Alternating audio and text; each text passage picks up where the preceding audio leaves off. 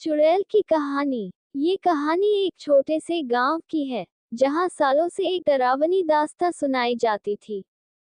गांव के लोग कहते थे कि पास के जंगल में एक भयानक चुड़ैल रहती है, जो रात को बाहर निकलती है और जो भी उसकी आवाज सुनता है, वह कभी वापस नहीं लौटता।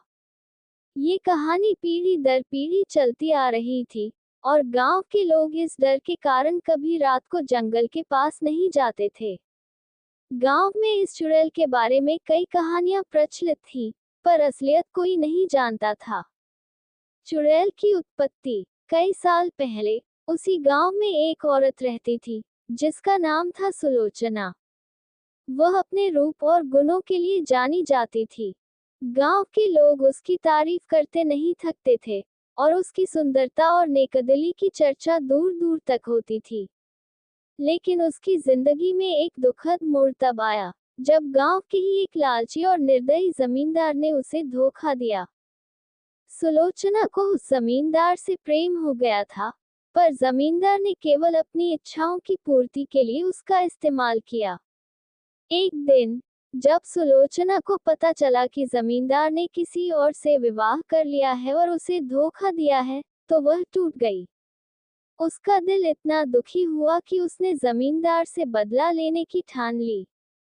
वह गांव की सबसे बुजुर्ग महिला के पास गई, जो काले जादू की विद्या जानती थी। सुलोचना ने उस औरत से बदला लेने की ताकत मांगी, लेकिन वह ये नहीं जानती थी कि इसके परिणाम कितने भयानक होंगे। सुलोचना का बदलना। बुजुर्ग महिला ने सुलोचना को चेतावनी दी कि यदि उसने काले जादू का सहारा लिया, तो वह अपनी इंसानी पहचान खो देगी और एक भयानक आत्मा में बदल जाएगी। लेकिन बदले की आग में जलती सुलोचना ने उसकी बातों को नजरअंदाज कर दिया और जादू की विद्या सीख ली। सुलोचना ने अपनी शक्ति से जमींदार को श्राप दिया और उसे मार डाला। लेकिन इसके साथ ही सुलोचना भी एक अभिशाप का शिकार हो गई। वह अब चुड़ैल बन चुकी थी। उसकी आत्मा को शांति नहीं मिली, और वह जंगल में भटकने लगी। अब सुलोचना की सुंदरता और इंसानियत चली गई थी। उसकी जगह एक विकृत, भयानक चेहरा और आत्मा ने ले ली थी। वह चुड़ैल बन चुकी थी, जो केवल बदले और नफरत की आग में जल रही थी। उसकी आंखों में आग थी और उसके बाल बिखरे हुए थे। उसकी नुकीली दांत और लंबे नाखूनों ने उसे और भी भयानक बना दिया था। वह अब रात में जंगल में घूमती और जो भी उसे दिखाई देता, उसे मार देती। गांव का डर। गांव के लोग अब जंगल की ओर जाने से डरने लगे थे। पहले जहां लोग जंगल में जाते थे, अब वह जगह वीरान हो चुकी थी। गांव में कई लोग गायब होने लगे थे, और धीरे धीरे लोगों ने इसे चुड़ैल की करतूत मान लिया। लोगों का मानना था कि चुड़ैल अपने क्रोध के कारण किसी को नहीं छोड़ती और जो भी उसकी आवाज सुनता है, वह कभी वापस नहीं लौटता। गांव के बुजुर्गों ने इस समस्या का हल निकालने की बहुत कोशिश की। उन्होंने कई पुजारियों और तांत्रिकों को बुलाया, लेकिन कोई भी चुड़ैल के प्रकोप को रोकने में सफल नहीं हो पाया।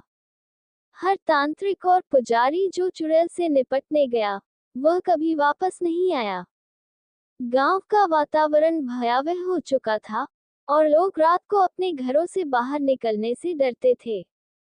हर रात गांव के लोग डर से जागते रहते।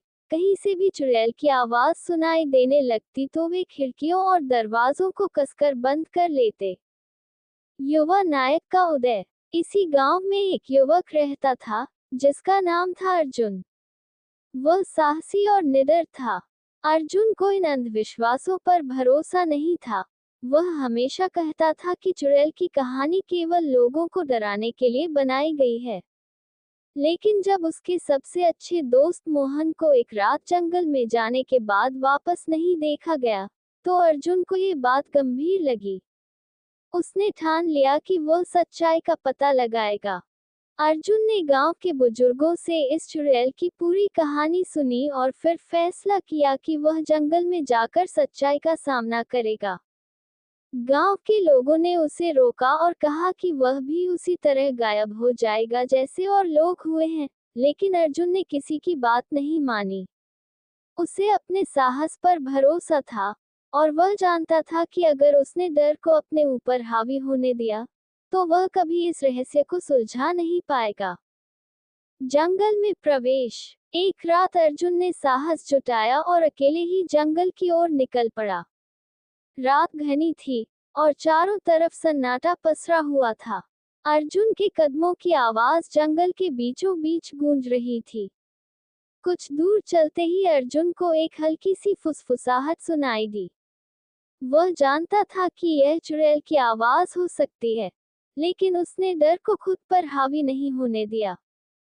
थोड़ी देर बाद अर्जुन ने देखा कि एक छाया उसके सामने खड़ी है। ये वही चुड़ैल थी।